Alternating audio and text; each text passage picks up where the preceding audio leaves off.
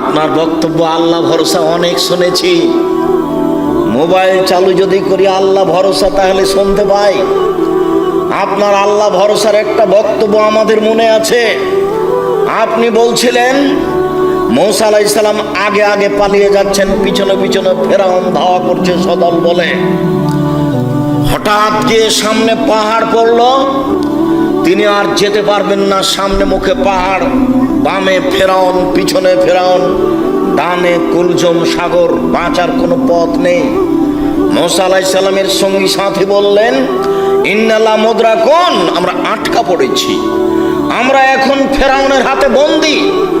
মূসা আলাইহিস সালাম বললেন, কাল্লা, কখনো নহে, অসম্ভব, এটা হতে পারে না। ইন্না মায়া রাব্বি, আমার সাথে আমার প্রতিপালক রয়েছেন, সায়াহদিনী, তিনি আমাকে পথ দেখাবেন। বাহ্যিকভাবে বাঁচার কোনো পথ নেই। কোন সাহসে মূসা আলাইহিস সালাম বলতে পারেন যে অবশ্যই অসম্ভব, এটা হতে পারে না, ফেরাউন আমাকে ধরতে পারে না? বাহ্যিকভাবে বাঁচার কোনো পথ নেই। একমাত্র আল্লাহর উপরে ভরসা করে মূসা আলাইহিস সালাম এই কথা বলেন। হাতের ডানে সাগর আছে, সামনে পাহাড় আছে, বামে পিছনে ফেরাউন আছে।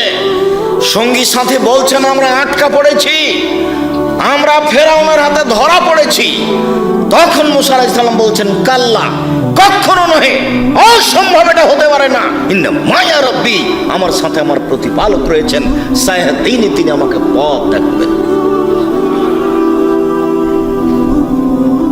আব্দুর রাজ্জাক সাহেব, এরপরও কি আমি আল্লাহ ভরসা বুঝলাম?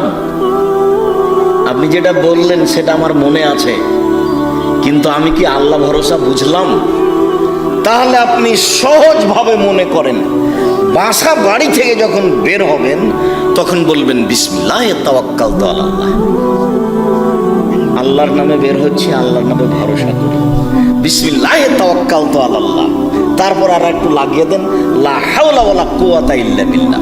বাহ্যিকভাবে আন্তরিকভাবে নড়াচড়া করার কোনো শক্তি নাই আল্লাহর শক্তি ছাড়া। এইবার আপনি মনে করেন যে আমি আল্লাহ ভরসা করেছি। বুঝাতে পারলাম?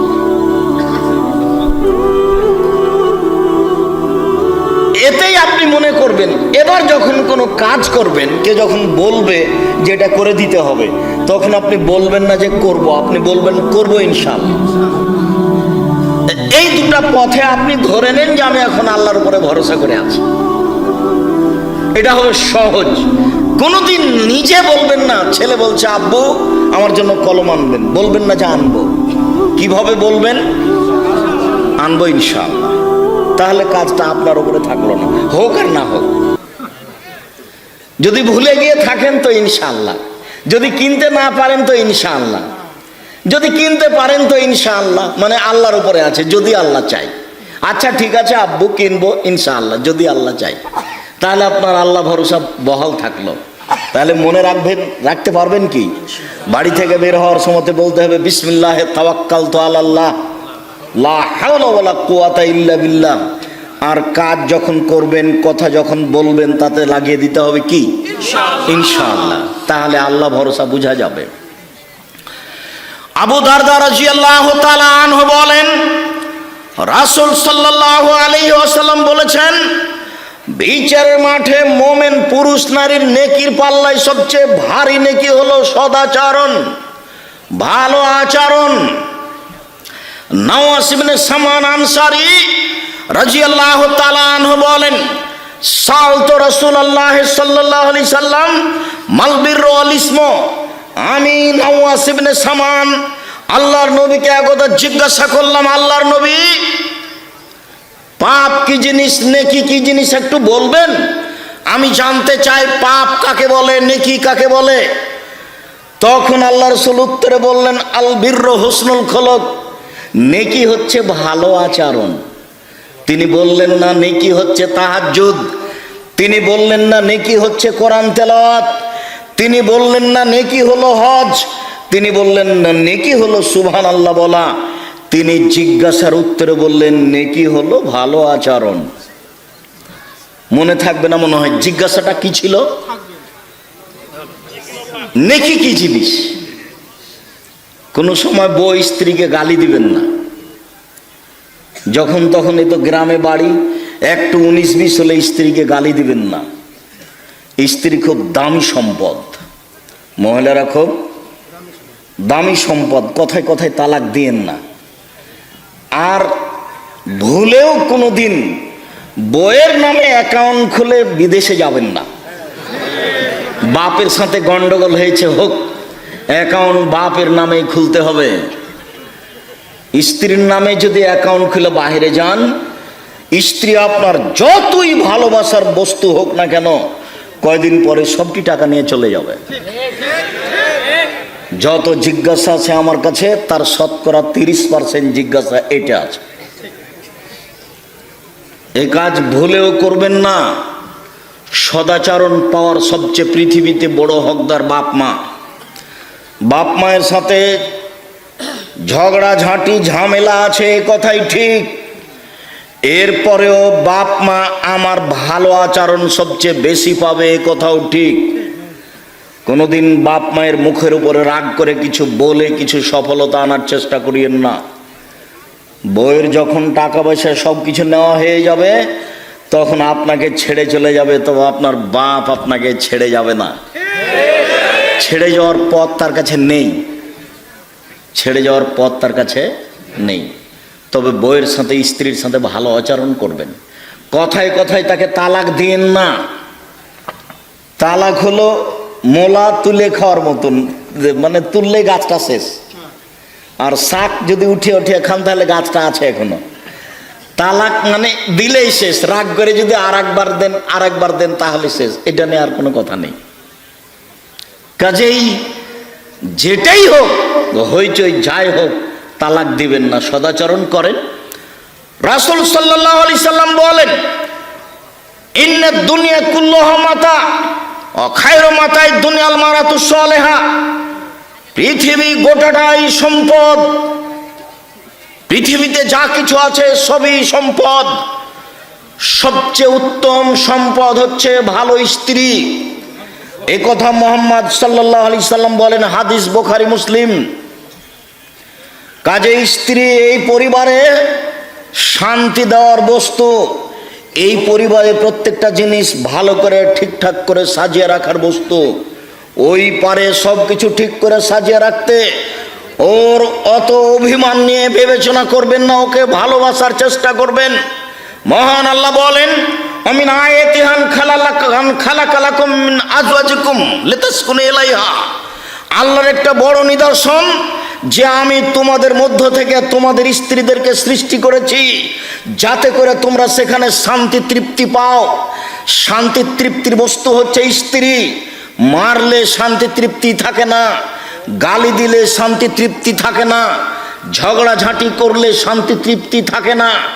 ধৈর্যের পরিচয় দিয়ে চলতে হয়। আপনাকে একটা দৃষ্টান্ত দেখায় আমি। আল্লাহ রাসূল এক স্ত্রীর কাছে ছিলেন, আয়েশার কাছেই ছিলেন। অন্য এক স্ত্রী একটু তরকারি দিয়ে পাঠালছে বাটিতে করে। তো বাটিতে দেওয়াটা আয়েশা রাদিয়াল্লাহু তাআলা না সহ্য করেননি। ওই কাজের মেয়ের হাতে বাড়ি দিয়ে বাটিতে ফেলে ভেঙে দিয়েছে, তরকারিও পড়ে গেছে। তা আল্লাহ রাসূল আয়েশাকে মুখ দিয়ে কিছু বললেন এটা বোঝা গেল না। আয়েশা বাটিটাকে তিনি উঠিয়ে জোড়া লাগালেন, জোড়া লাগিয়ে বাটি রেখে দিলেন। আর একটা আয়েশা রাদিয়াল্লাহু তাআলা নতুন বাটি একটু কিছু তরকারি দিয়ে পাল্টা ফিরিয়ে দিলেন, তিনি তাকে কিছু বললেন না। আপনি তো হলেন এই তো দাঁত ভেঙে দেবো, কি মনে হচ্ছে? মুখখানটা বন্ধ রাখবেন। স্ত্রীর সাথে খারাপ আচরণ করিয়েন না, সংসার সুন্দর হবে না। সম্মানিত দিনী ভাই বোন, রাসূল সাল্লাল্লাহু আলাইহি ওয়াসাল্লাম বলেন, আয়েশা রাদিয়াল্লাহু তাআলা আনহা বলেন, আল্লাহর নবী বলেছেন, ইন্নামাল মুমিন লা ইউদরিকু বেহুসনে খুলুকিহি দারাজাতা সায়েমুল কায়েম। মানুষ তাহাজ্জুদ পড়ে যত নেকি পায়, মানুষ দিনে নফল রোজা সিয়াম পালন করে যত নেকি পায়, মানুষ ভালো আচরণে তত নেকি পায়। মানুষ তাহাজ্জুদ পড়ে যত নেকি পায়, মানুষ নফল সিয়াম রোজা থেকে যত নেকি পায়, মানুষ মানুষের সাথে ভালো আচরণ করে তত নেকি পায়। হাদিস বুখারী মুসলিম এই কথা মুহাম্মদ সাল্লাল্লাহু আলাইহি সাল্লাম বলেন। আব্দুল্লাহ ইবনে আমর রাদিয়াল্লাহু তাআলা আনহু বলেন, আরবাউন, চারটা জিনিস, এজা কুন্না ফিকা ফালা আলাইকা মা ফাতাকা বিনাদ দুনিয়া। চারটা জিনিস আছে যখন তোমার ভিতর, চারটা জিনিস আছে যখন সব কিছুই আছে তোমার, চারটা জিনিস নেই যার কোনো কিছু নেই তার, চারটা জিনিস নেই যার কোনো কিছু নেই তার, চারটা জিনিস আছে যার সব কিছু আছে তার। এক, হুসনু খালিকাতিন, ভালো আচরণ। চারটা জিনিসের একটা কি? ভালো আচরণ। আব্দুর রাজ্জাক সাহেব বাকি তিনটা বলে রাখেন। দুই, হিফজ আমানাতিন, আমানতের রক্ষা। আপনি মেম্বার 10-এর পয়সা আপনার কাছে এসেছে, খুব সাবধান। আপনি গ্রাম্য সর্দার, টাকা পয়সা আপনার কাছে আছে, মসজিদের টাকা আছে, খুব সাবধান। হিফজ আমানাতিন, আমানতের রক্ষা। আপনি প্রিন্সিপাল, ছেলেদের সরকারের টাকা আপনার কাছে আছে, খবরদার ওই টাকা দিয়ে বড় মাছ কিনে দেখাবেন না আমি ধনী। 10-এর পয়সা গোখরা গোমা গামা সাপের চেয়ে অনেক বেশি খারাপ। একটা মানুষ জেনা করেছে, ক্ষমা সহজ। চুরি করেছে, ক্ষমা সহজ। একবার রাতে কান্নাকাটি করে বলল, আল্লাহ আমি পাপ করেছি, তুমি আমাকে ক্ষমা করো। আমার বয়স 80 বছরে একদিনও নামাজ পড়িনি, সালাত আদায় করিনি, আজ বলছি আমার ভুল হয়েছে, তুমি আমাকে ক্ষমা করো। আস্তাগফিরুল্লাহ ওয়া আতুবু ইলাইহি। আশা করছে নিষ্পাপ হয়ে দুনিয়া থেকে চলে যাবে ইনশাআল্লাহ। কিন্তু আপনি সরদারি করতে গিয়ে 10টা টাকা আত্মসাৎ করেছিলেন, এটা কি হবে? ভাইয়ের জমি দখল করে আছেন, দিচ্ছেন না, এটার কি হবে? বোনের জমি দখল করে আছেন, দিচ্ছেন না, এটা কি হবে? ছেলেটা জানে, ছেলেটা আপনাকে বহুদিন বলেছে, ছেলেটা আপনাকে বলেছে আব্বা ভিক্ষা করে খেতে রাজি আছি, ফুফুর জমি খাবো না।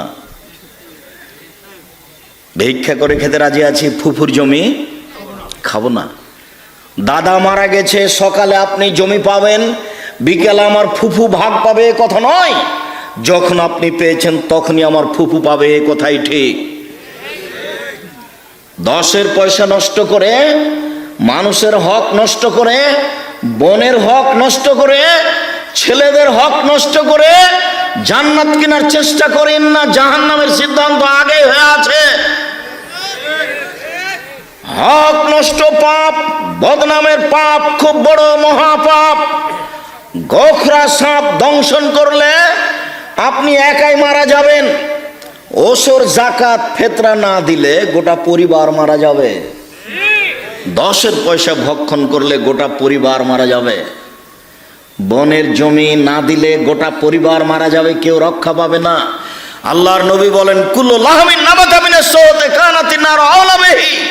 যেই ছেলে মেয়ে আহাল পরিবার হারাম উপায়ে বাড়ে, এদের জন্য জাহান্নাম যথেষ্ট।